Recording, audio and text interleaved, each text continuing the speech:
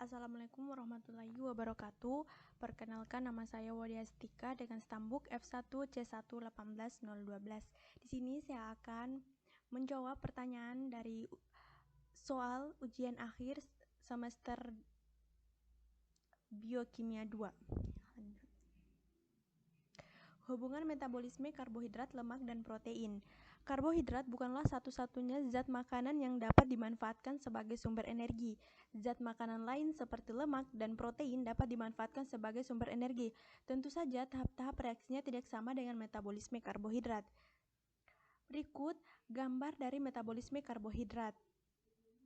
Kemudian ada hidrolisis lemak, menghasilkan asam lemak dan gliserol. Asam lemak akan mengalami beta oksidasi menjadi asetil CoA. Selanjutnya, asetil CoA akan memasuki daur atau siklus Krebs. Sementara itu, gliserol akan diubah menjadi senyawa fosfogliseraldehid atau G3P agar dapat memasuki reaksi glikolisis. Untuk metabolisme protein, protein yang memiliki sistem pencernaan akan dipecah oleh enzim protease menjadi asam amino. Selanjutnya, asam amino mengalami reaksi diaminasi sehingga dihasilkan NH3 atau gugus amin dan asam keton. Jadi, asetil CoA sebagai bahan baku dalam siklus Krebs untuk menghasilkan energi yang berasal dari katabolisme karbohidrat, protein, maupun lemak. Titik temu dari berbagai jalur metabolisme ini berguna untuk saling menggantikan bahan bakar di dalam sel. Hasilnya, katabolisme karbohidrat, protein, dan lemak juga bermanfaat untuk menghasilkan senyawa-senyawa lain, yaitu dapat membentuk ATP, hormon, komponen hemoglobin, ataupun komponen sel lainnya.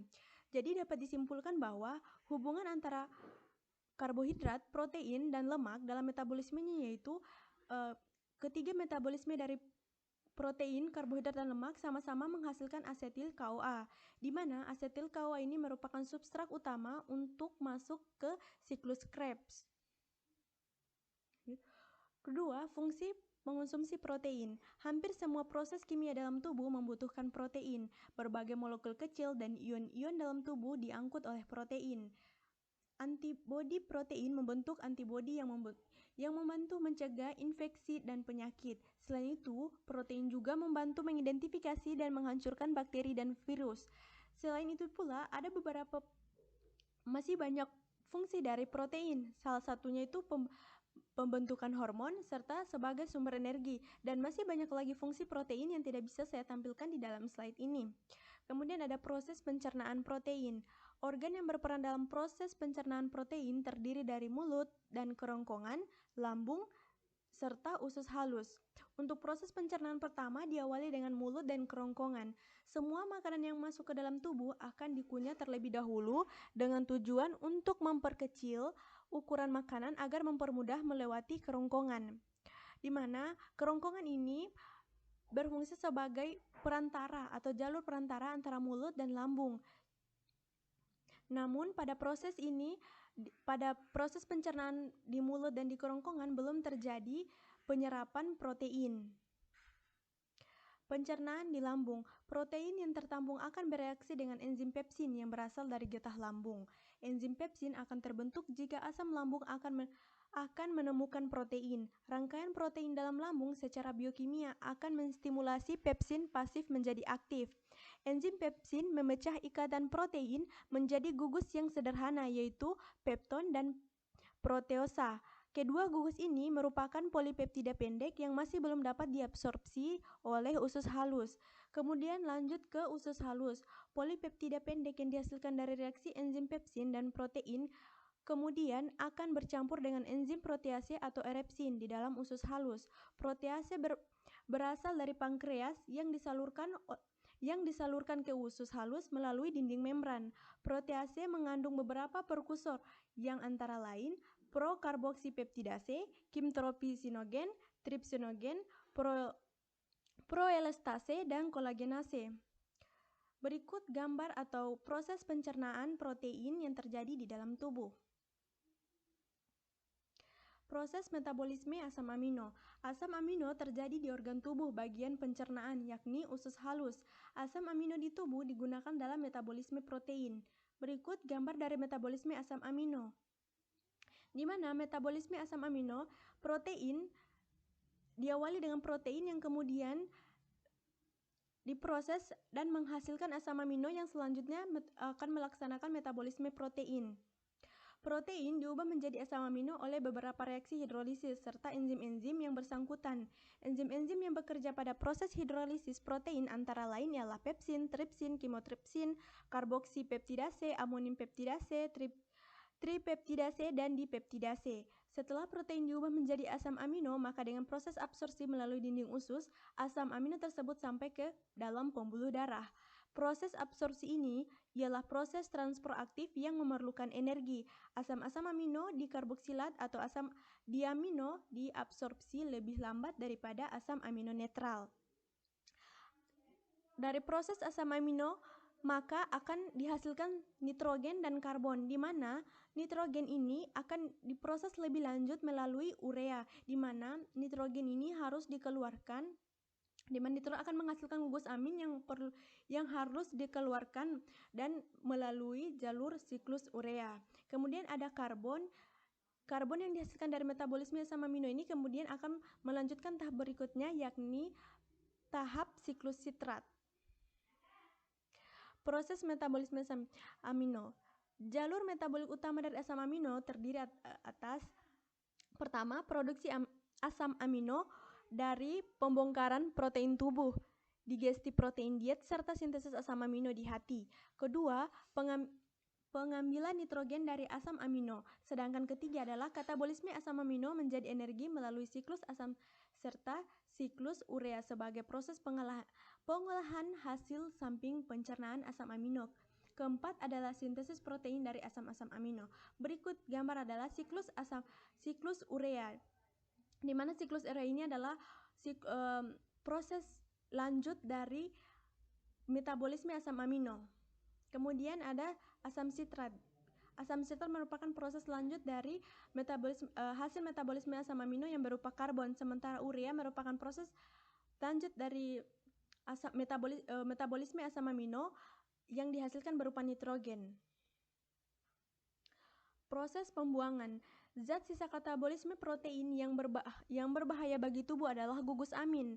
Asam amino tidak dapat disimpan oleh tubuh jika jumlah asam amino berlebih atau terjadi kekurangan sumber energi lain atau karbohidrat dan protein. Tubuh akan menggunakan asam amino sebagai sumber energi. Tidak seperti karbohidrat dan lipid, asam amino memerlukan pelepasan gugus amin. Gugus amin ini kemudian dibuang karena bersifat toksik bagi tubuh. Artinya bahwa gugus amin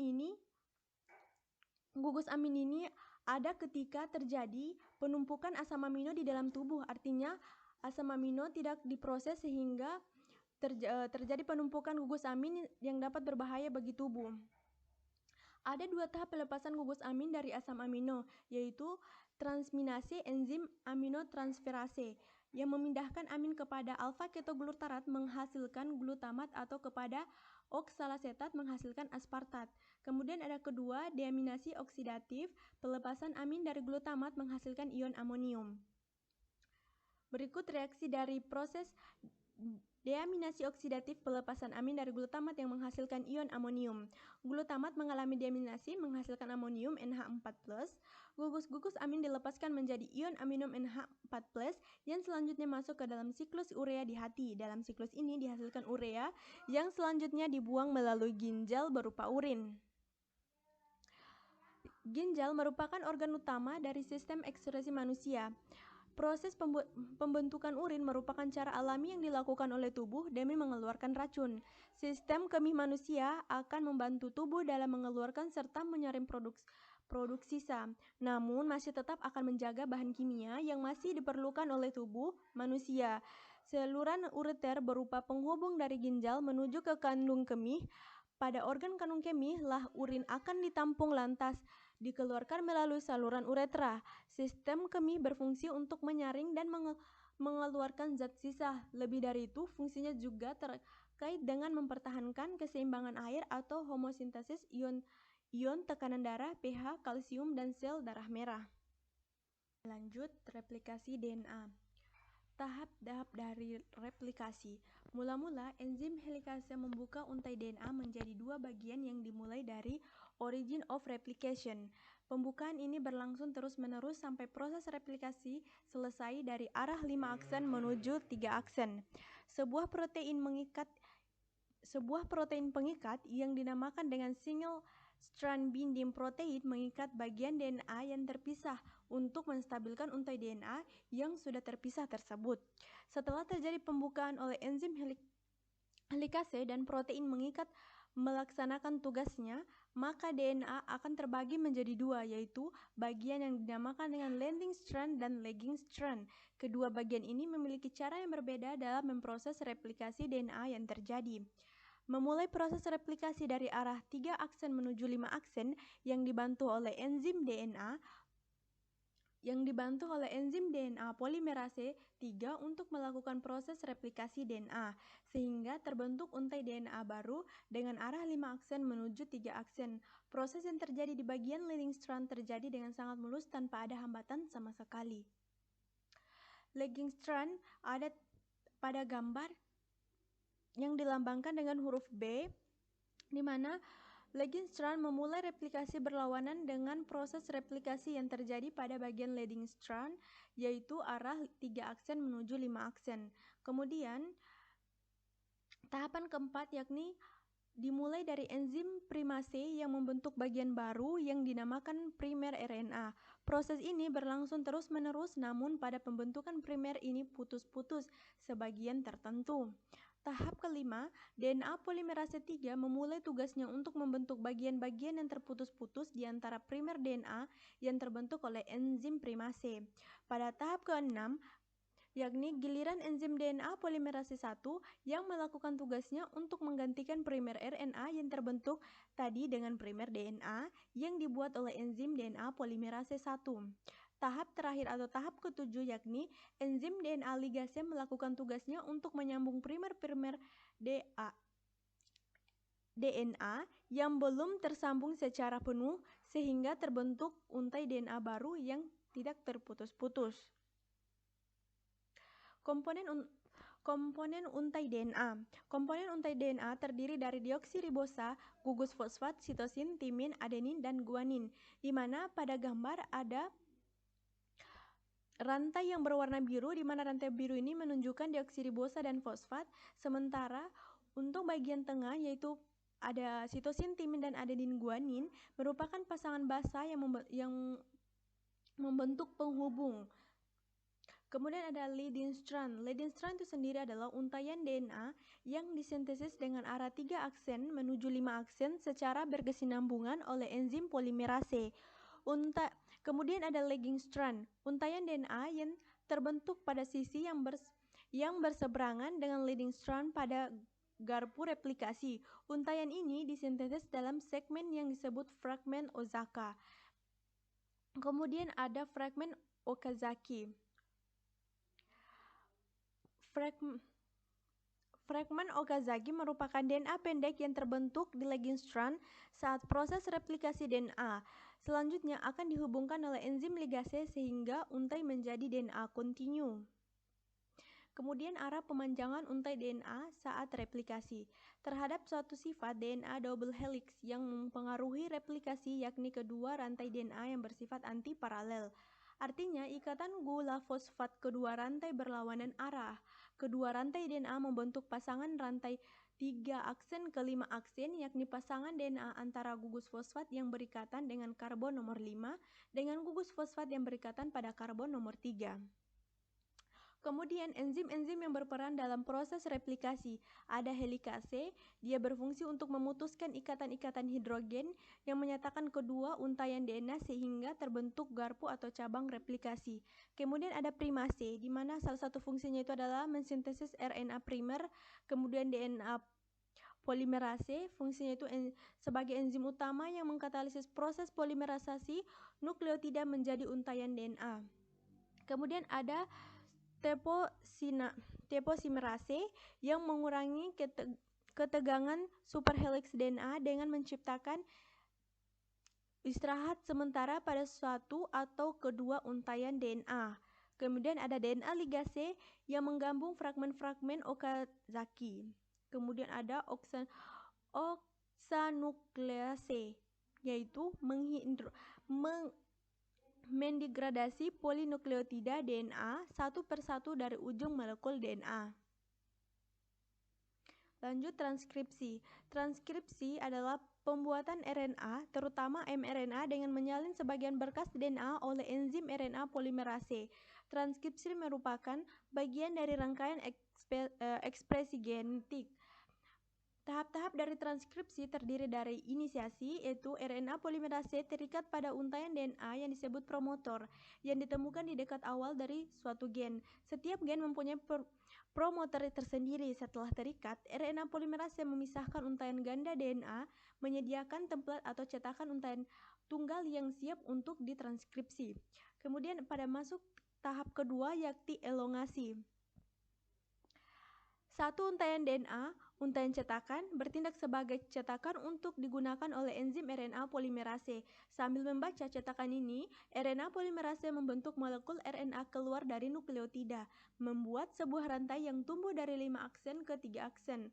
RNA transkripsi membawa informasi yang sama dari untaian DNA non-template atau coding. Kemudian, tahap terakhir yakni terminasi. Urutan ini memberikan sinyal bahwa transkripsi RNA telah selesai. Setelah transkripsi RNA polimerase melepaskan hasil transkripsi RNA. Kemudian ada intron. Intron adalah setiap urutan nukleotida di dalam gen yang dibuang dalam penjalinan RNA selama pematangan produk RNA akhir. Kemudian ada ekson yaitu bagian dari gen yang akan menyandi bagian dari RNA matang akhir yang dihasilkan oleh gen tersebut setelah intron telah dihilangkan oleh penjalin RNA atau RNA splicing. Kemudian ada cap, posisi dalam gen di mana transkripsi dimulai dan benar-benar harus disebut dengan inisiasi transkripsi. Cap biasa disebut dengan penambahan tudung pada ujung 5 aksen mRNA. Kemudian ada tail. Tail atau ekor poli A terdiri dari beberapa adenosin monofosfat. Dengan kata lain, ini adalah hamparan RNA yang hanya memiliki basa adenin. Pada eukariota, poliadenilasi adalah bagian dari proses yang menghasilkan mRNA matang untuk translasi. Pada banyak bakteri, ekor poli A mendorong degradasi mRNA. Oleh karena itu, ia merupakan bagian dari proses ekspresi gen yang lebih besar. Kemudian ada proses translasi. Proses translasi terdiri dari inisiasi. Pada tahap ini, ribosom merakit di sekitaran mRNA untuk dibaca dan tRNA pertama yang membawa asam amino metionin atau yang cocok dengan strat kodon AUAG. Bagian ini diperlukan agar tahap translasi bisa dimulai. Kemudian masuk ke tahap berikutnya yakni elongasi atau memperpanjang rantai. Ini adalah tahap di mana rantai asam amino diperpanjang. Di sini mRNA dibaca satu kodon sekali dan asam amino yang sesuai dengan kodon ditambahkan ke rantai protein. Selama elongasi, tRNA bergerak melewati situs A, P, dan E dari ribosom. Proses ini diulang terus-menerus saat kodon baru dibaca dan asam amino baru ditambahkan ke rantai. Kemudian tahap terakhir yakni terminasi. Ini adalah tahap di mana rantai polipeptida dilepaskan.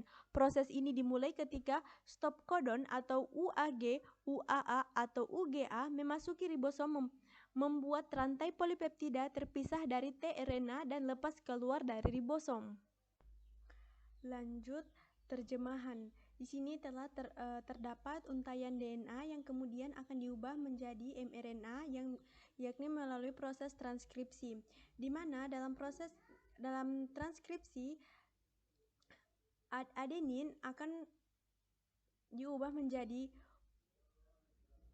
uridin, kemudian ada T menjadi sama dengan A, C sama dengan G, sehingga kita memperoleh hasil mRNA yakni AA, UUG, GGC, CCU, CGC, CCC, CUA. Kemudian urutan asam aminonya terdiri dari 7 urutan asam amino yakni AA yang berarti lisin, UUG yang berarti leusin, GGC yang berarti glisin, CCU yang Berarti prolin, CGC adalah alanin, CCC adalah prolin, dan CUA adalah leusin.